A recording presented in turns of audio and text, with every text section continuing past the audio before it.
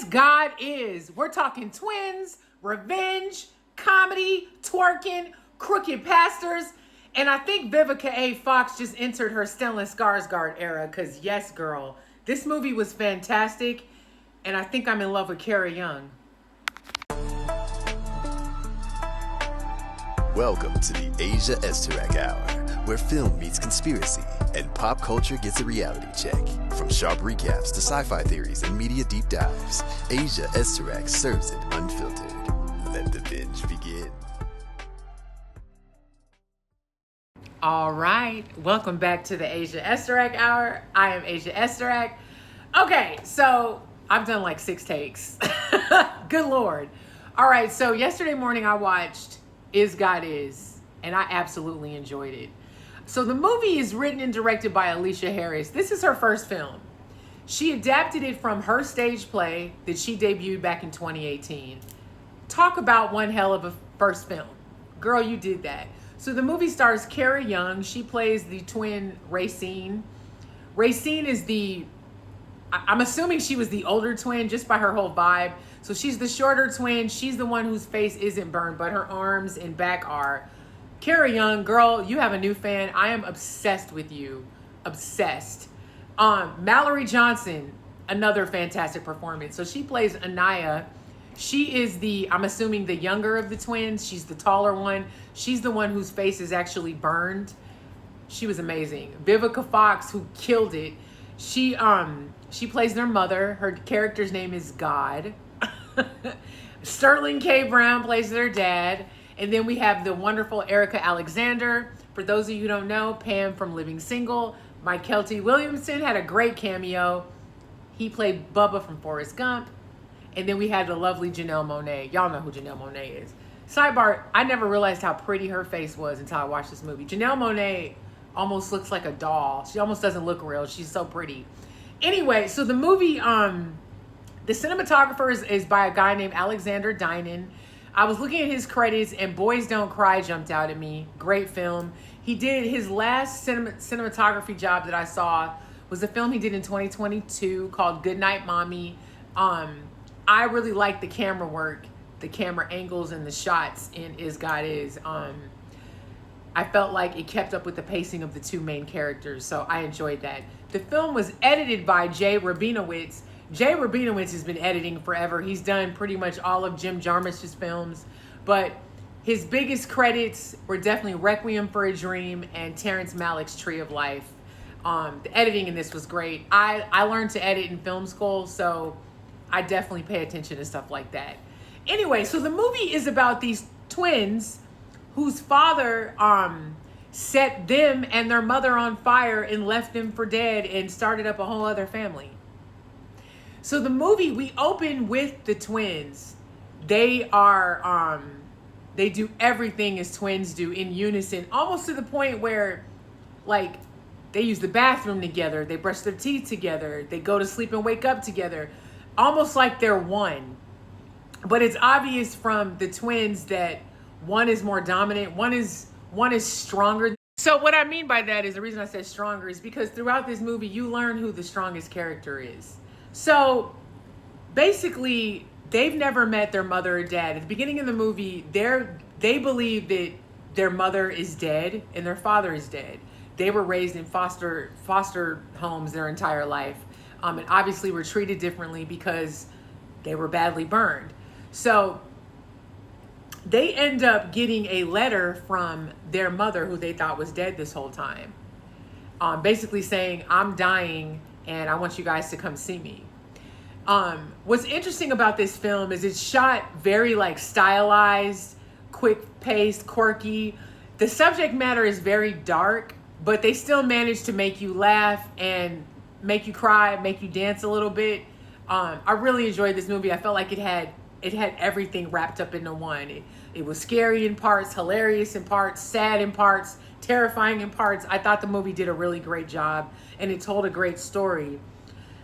These twins, so Anaya, the twin whose face is more burned, she's definitely the more sensitive of the twin, and she seems to be the most level-headed of the twins. we find out that she actually has a boyfriend, somebody that she's seeing secretly, and her whole thing is, I want to be told that I'm beautiful, I want to be considered pretty, you know, because her face is burned. The other twin, Racine, the more like hammer, the more like I'm gonna beat that ass twin, her face isn't burned at all, but her arms, her hands, and her back is.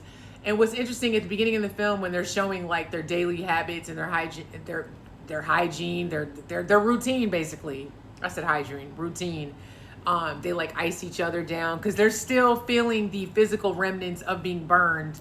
Not to mention all the trauma and psychological and physical abuse that they experience in the different foster homes. So when they get this letter from the mother that they thought was dead and they go and see her, that's when they learn their story. So they go to meet Vivica Fox. Vivica Fox, their mother, you learn, is burned from head to toe. She's actually wearing like covering when they come in. Really great scene. There's like 4 women braiding her hair. She's in the middle of the bed. It reminded me of the tarot card,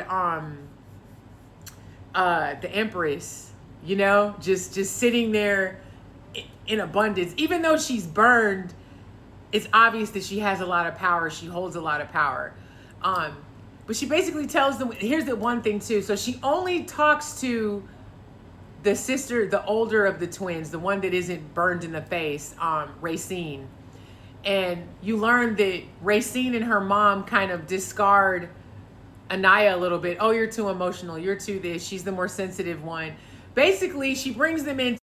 So she calls them in. Of course, they're like, you've been alive this whole time and you didn't tell us where you were. And she's like, you think I wanted to come see you guys burned like this? And they're like, we still wanted to know that you were alive. I mean, we were in different foster homes. And, you know, throughout the movie, through the character Racine, you learn that they were physically abused and sexually abused, specifically her, because she references it a lot throughout the film. And I think they went to 4 different foster homes as children. But their mother is like, I look like a monster. There was no way I was going to show up and be like, hey guys, I'm here. But she tells the story of what happened, and basically the father beat the hell out of her, put her in the bathtub, lit her on fire, brings the daughters in and goes, look, why don't you guys say goodnight to mommy? And they all end up getting enveloped in the flames, and the dad leaves. He goes on trial, gets off, and that's the end of that. Starts up a whole new life. So she tells them, I want you guys to go. I want him dead. I want him real dead. So she basically sets the tone where she sets off to tell her daughters to go kill their father, bring a piece of him back, kill him for all the pain and misery that he caused all of us. Now here's where things get interesting, as if they weren't already interesting. So Anaya, the more sensitive twin, the one who's more burned up, is not with any of this. She's telling her sister, like, we're not killers. I'm not going to kill this guy. I mean, yeah, he did all these horrible things, but I'm not going to do that. Are you kidding me? And Racine is like, no, we doing this. We're avenging this for mama, for us. He took our lives away. What's interesting, though, is so they set off on this movie is like a road trip movie, and it's the people that they meet along the way. Their first stop is finding out the last lady that they took up with. They learn that it's Erica Alexander. When they meet her, she's this like swindling pastor where she's got her whole congregation under her spell. It's clearly a cult. That scene was hilarious. At one point along the way, they meet Mykelti Williamson, who was his lawyer. And he's explaining to them that their father is really horrible. You know what? And that's the thing. We never fully meet the dad till the end, but we learn about how terrible he is along the way. But I think the process of these two characters is they're sitting there. When we meet them at the beginning, it's not that they're content with their life, but they understand the card that each of them have been dealt. So for me as an audience member, I felt like they were cool when we met them. It wasn't until their mom stepped into the picture and just created all this chaos by, hey, you're going to go I want you to go kill your father. This movie is about, to me, obviously about revenge, but about the effects of revenge and what happens when you let yourself be swallowed by that feeling, and how it affects you, how it affects everyone around you, and the long-term effects of it.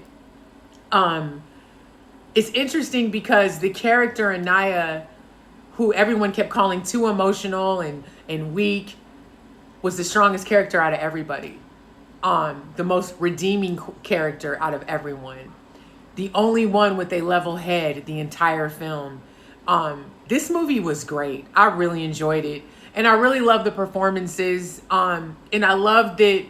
It reminded me of like a Wizard of Oz. These two girls they're on a yellow brick road to get to Oz, aka their dad. And just like what they discover about themselves, about their mother, about their lineage, and just about how weak and strong they are throughout the film. I absolutely enjoyed this movie. Alicia Harris did a great job. This is your feature film? Fantastic. The fact that this was a play, I would love to see this on the stage. And Kara Young, who plays Racine, she's a stage actress anyway. She's actually a Tony Award-winning actress.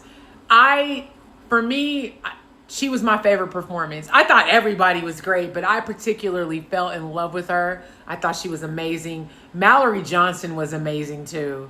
Absolutely amazing. In this film, I love the whole take on twins, because at one point the twins, they speak telepathically to each other. I love it.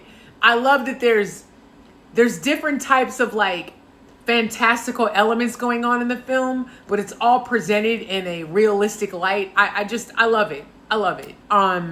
This was a good movie, and it was a quick watch too. It wasn't a long drawn out film, but it's one of these movies where it low key does make you think, because to see the roller coaster that these characters go on, as far as visually the movie was fantastic. The way it was shot, the editing, the camera angles, down to the musical cues. The fact that they cleared that Prince song in the movie, I couldn't believe it.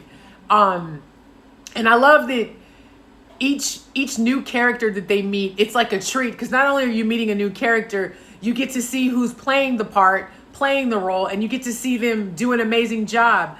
There's a young man in the movie named Xavier Mills. He plays another pair of twins in the movie. He's a brother in the movie. He was fantastic. Fantastic. And the fact that it was an all-black cast made my heart even more happy. Anyway, I love this movie. 10 out of 10 for me. Beautiful. It is. You can watch this movie for free on Amazon Prime. It's streaming. Is it Prime or am I lying to y'all? Yeah, it's Prime. So if you have Prime, you can watch it for free. I loved it. Definitely recommend. It's a good Sunday watch if you ain't doing nothing right now. Definitely give it a go. But I absolutely loved it. Kara Young, girl, I'm obsessed with you. Anyway, a happy Sunday, you guys. Stay nice to each other. Stay hydrated. I'm gonna go return these videotapes.